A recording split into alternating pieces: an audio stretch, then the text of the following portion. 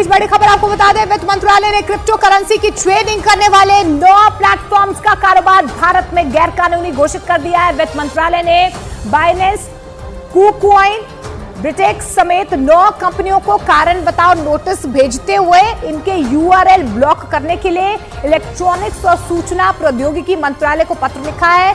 इन सभी कंपनियों पर prevention of money laundering act के प्रावधानों को दरकिनार कर अवैध रूप से काम करने का आरोप लगा है। दोस्तों, रात को जो न्यूज निकल कर आई है उससे मार्केट के अंदर एक पैनिक का माहौल है, खासकर उन इंडियन यूजर्स में जो कि इंटरनेशनल क्रिप्टो एक्सचेंज यूज करते हैं। वैसे भी ये सबको पता है कि ज्यादातर यूजर्स इंटरनेशनल एक्सचेंज ही यूज करते हैं, क्योंकि ना वहां पर टीडीएस का चक्कर है और ना सरकार द्वारा लगाए गए फ्लैट 30% का। दूसरी तरफ इंडियन एक्सचेंज को यूजर्स अवॉइड करते हैं और वहां पर वॉल्यूम भी कम है।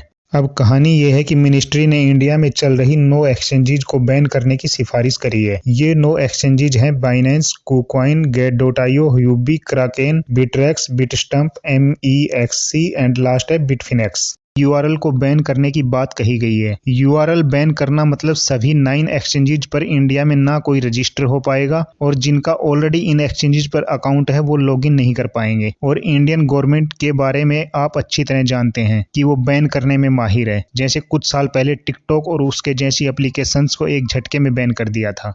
मिनिस्ट्री ने इंफॉर्मेशन एंड टेक्नोलॉजी डिपार्टमेंट को इमीडिएट बोला है कि इनके जो यूआरएल हैं उनको तुरंत प्रभाव से बंद कर दिया जाए। वो यूआरएल इनके एक्सचेंज के भी हैं और इनके सोशल मीडिया हैंडल के भी।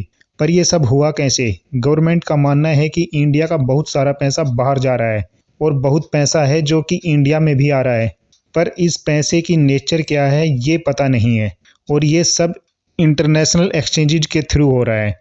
इसलिए इन एक्सचेंजेज के यूआरएल को बैन किया जा रहा है। सरकार चाहती है कि हमारे पास पूरा ट्रैक हो कि फंड आया कहाँ से, किसके पास गया, उसने किसको दिया, लॉस हुआ या प्रॉफिट हुआ, हर एक चीज़ की डिटेल चाहती है। अब यहाँ पर कंसर्न ये है कि ये सभी चीज़ें ये एक्सचेंजेज कर पाएंगी या नहीं। अगर ये कर लेती हैं तो हो सकता है कि इन पर से बैन हटा लिया जाए।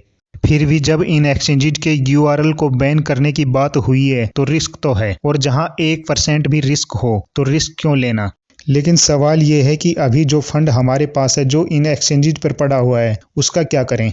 आपके पास 2 ऑप्शन है। पहला, उस एक्सचेंज पर ट्रांसफर कर लें जिस एक्सचेंज पर अभी बैन नहीं है या अभी उस एक्सचेंज को लिस्ट में शामिल नहीं रखा गया है, वो है बाइबिट। बाइबिट इसलिए क्योंकि अभी इस एक्सचेंज का नाम उस लिस्ट में नहीं है। इस पर बैन लगाने की बात अभी नहीं हो रही। हो सकता है कल को बैन लग जाए, लेकिन अभी तक इसका नाम उस लिस्ट में नहीं है। दूसरा ऑप्शन है कि आप अपना फंड हार्डवेयर वॉलेट में ट्रांसफर कर लें, जो कि 100% सेफ है। इस वीडियो में इतना ही। मैं आपसे मिलूंगा कल सभी क्लैरिफिकेशन के साथ नई वीडियो में। तो प्लीज चैनल को सब्सक्राइब कर लीजिए। Thank you very much.